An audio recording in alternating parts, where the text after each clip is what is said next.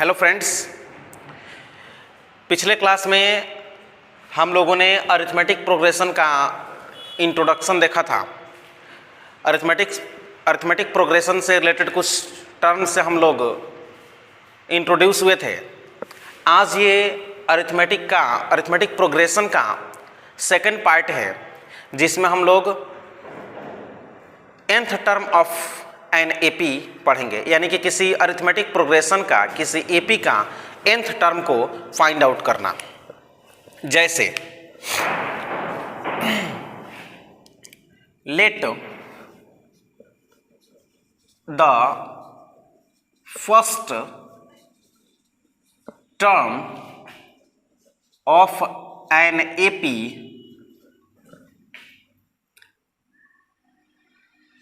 ए।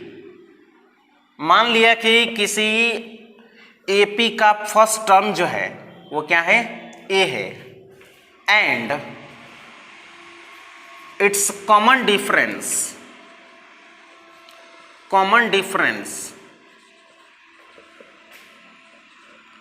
D, यानी कि AP का जो फर्स्ट टर्म है उसको मैंने ए मान लिया और उसका जो कॉमन डिफरेंस है उस कंसर्न एपी का, उसको मैंने क्या मान लिया, डी मान लिया।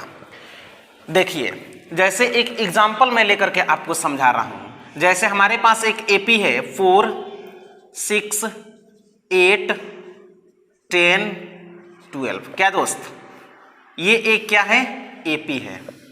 तो इस एपी का ये हो गया आपका फर्स्ट टर्म, जिसको हम A1 बोलते हैं, इसको बोलेंगे A2, इसको बोलेंगे A3, इसको बोलेंगे A4 और इसको बोलेंगे A5।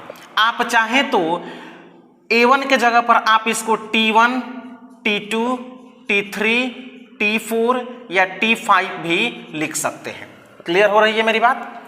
अब इस एपी में, ये जो आपका एपी है, इसमें A इज इक्वल टू कितना है, देखिए तो A इज इक्वल टू कितना है, 4, और इसका D क्या होगा, अभी इस पर ध्यान नहीं देना है, पहले इसको देखिए, इस एपी में पहले देखिए D इज इक्वल टू कितना होगा।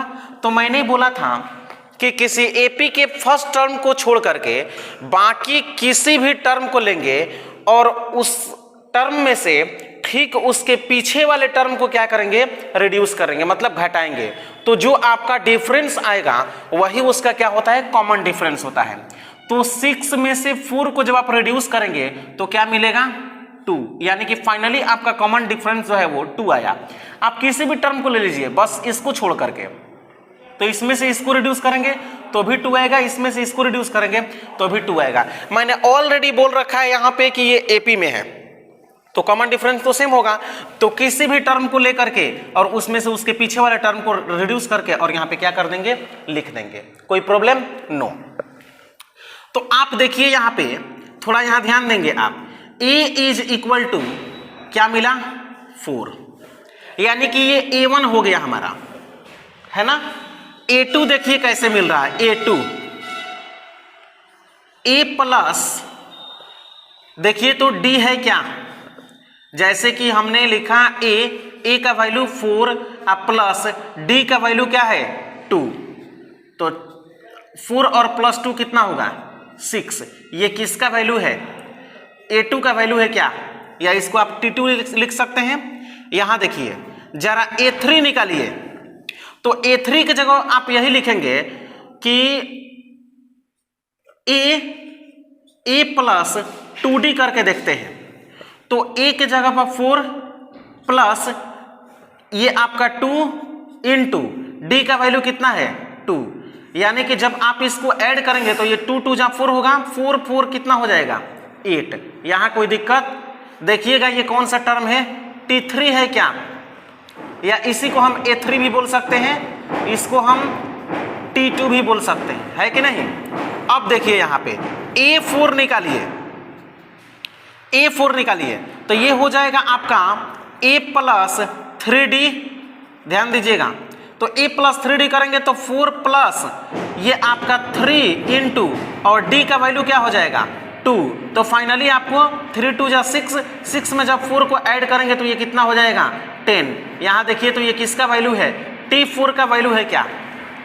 आप यहाँ पे देख रहे हैं कि किसी एपी का nth टर्म मतलब जो टर्म निकालना है तो उसके फर्स्ट टर्म में क्या ऐड कर रहे हैं, जो n है उसमें से एक घटा करके और जो आपका कॉमन डिफरेंस है उन दोनों को मल्टीप्लाई करके और फिर फर्स्ट टर्म में क्या कर दे रहे हैं, ऐड कर दे रहे हैं। यही ना हो रहा है। यहाँ फाइनली आपको यही मिलेगा कि अगर आपको A6 निकालना होगा तो आप क्या लिखेंगे, A+5D लिख देंगे। अगर आपको A10 निकालना होगा तो आप क्या लिख देंगे, A+9D लिख देंगे। मतलब कि A+9D क्या हो जाएगा, 4 + 9 × 2 = क्या हो जाएगा, ये 9 2 18 और 18 + 4 कितना हो जाएगा, 22। यानी कि ये कौन सा टर्म होगा, 10th टर्म होगा, A10। देखिए तो यहाँ पे 10वां टर्म जो होगा, first second third fourth fifth, ये 12 है तो ये कितना हो जाएगा, 14 16 18 20 22। देखिए T1 T2 T3 T4 T5 T6 T7 T8 T9 और ये कितना है बाबू, T10। देखिए तो आया क्या यहाँ पे, क्लियर हुआ। तो यहाँ पे हम nth टर्म निकालने के लिए क्या कर रहे हैं, देखिए यानी कि हमको क्या निकालना है, Tn = हो जाएगा A+ और जो n है यहाँ पे उसमें से एक रिड्यूस हो करके और फिर d से हम क्या कर रहे हैं, मल्टीप्लाई ही हो रहा है ना यहाँ पे, तो a का तो a रह जाएगा अब प्लस यहाँ पे जो 10 है तो 9 हुआ, 6 था तो 5 हुआ, तो यहाँ पे n है तो n-1 हो जाएगा दोस्त, n-1 और क्या हो जाएगा, मल्टीप्लाई में d हो जाएगा। तो ये आपका फाइनली nth टर्म का क्या हो गया, फॉर्मूला हो गया। किसी एपी का nth टर्म निकालने का ये क्या हो गया, फॉर्मूला हो गया। इस nth टर्म को आप चाहें तो tn के जगह पर an भी लिख सकते हैं, मतलब an = A+n-1 × d। ये किसी एपी का nth टर्म निकालने का क्या है, फॉर्मूला है। एक और चीज यहाँ पे ध्यान दीजिएगा, ये जो आपका nth टर्म है, nth टर्म वो आपका an या tn, तो nth term, the nth term of an AP is also called it's a general term,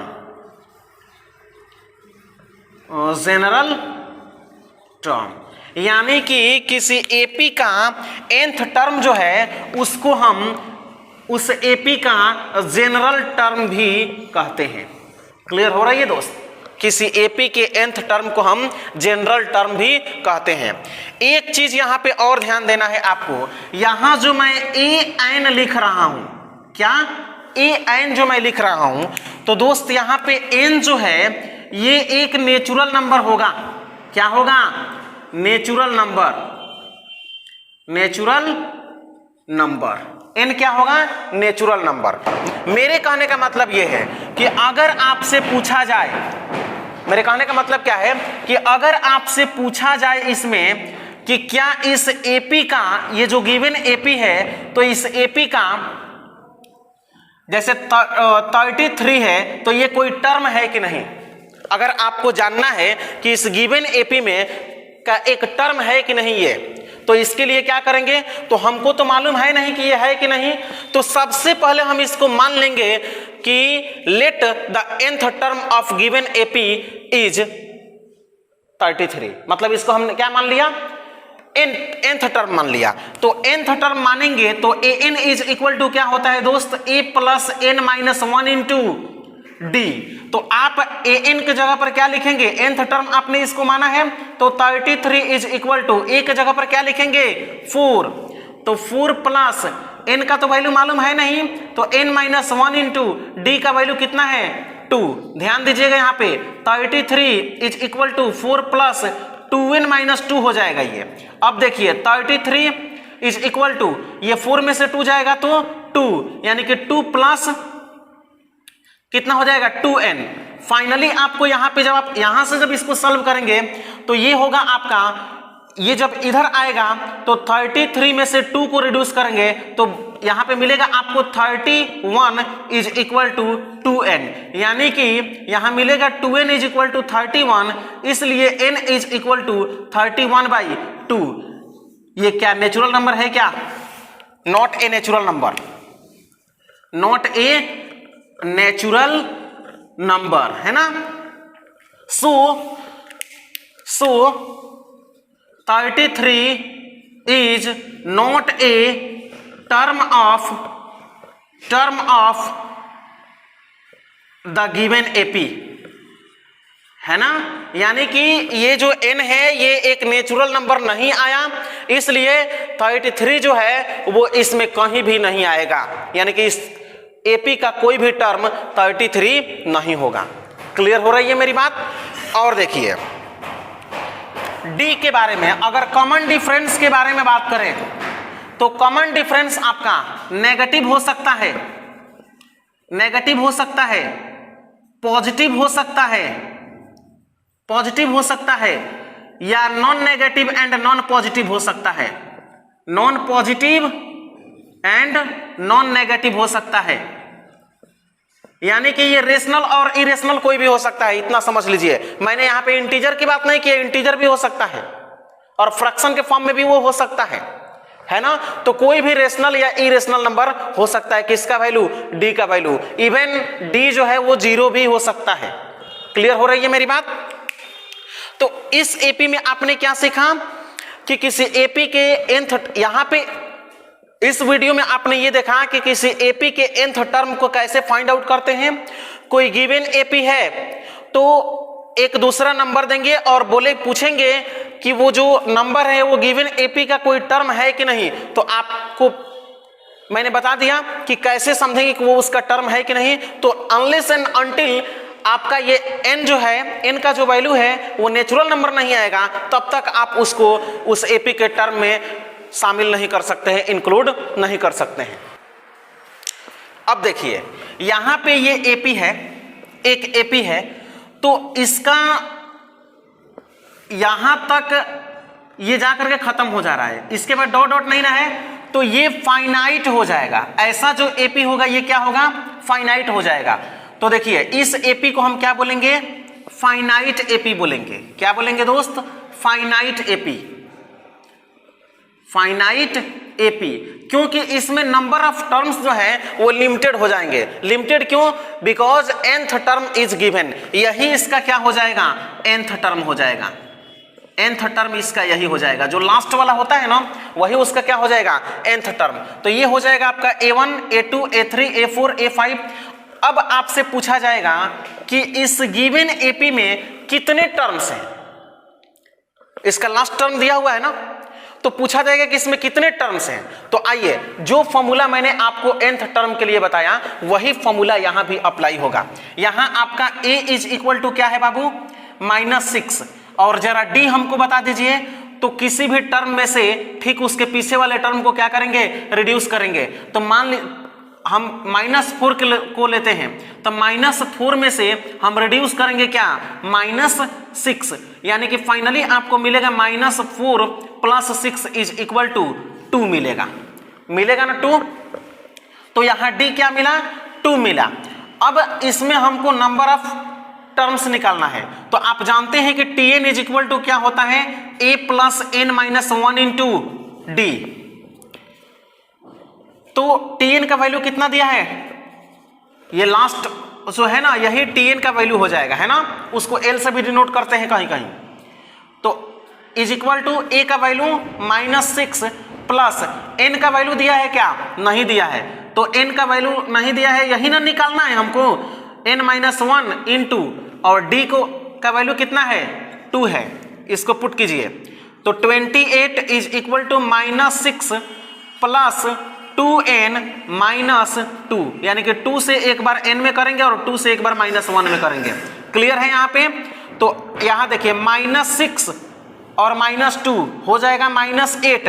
-8 जब इधर आएगा तो वो हो जाएगा +8, है ना। तो 28 + 8 इज इक्वल टू आपका हो जाएगा कितना 2n, यानी कि फाइनली आपको मिलेगा 2n इज इक्वल टू 36 मिलेगा कि नहीं। जब आप इसको कटाएंगे तो यहां मिलेगा आपको कितना 18। So n is equal to कितना 18, यानी कि number of terms in this AP is equal to 18, यानी कि 18 टर्म है इसमें। अब 18 टर्म में लास्ट टर्म कौन है 28, यानी कि 18 इज इक्वल टू 28 होना चाहिए ना। आइए देख लेते हैं उसको। तो A18 इज इक्वल टू क्या होता है, A18 इज इक्वल टू क्या होगा, A प्लस 17D हो जाएगा क्या, 17D होगा ना। तो A प्लस A का वैल्यू कितना है -6 प्लस 17 इंटू D का वैल्यू कितना है 2। तो ये कितना हो जाएगा आपका, ये हो जाएगा आपका -6 प्लस ये 17 में 2 से करेंगे तो 34 हो जाएगा। 34 में से जब आप 6 को रिड्यूस करेंगे तो यहां फाइनली आपको क्या मिलेगा 28, जो कि देखिए इसके बराबर आ गया। क्लियर हो रही है मेरी बात। तो nth टर्म आपने सीख लिया। अब nth टर्म से रिलेटेड जितने भी क्वेश्चंस होंगे उसको आप अपने लेवल पर सॉल्व करने की कोशिश करेंगे।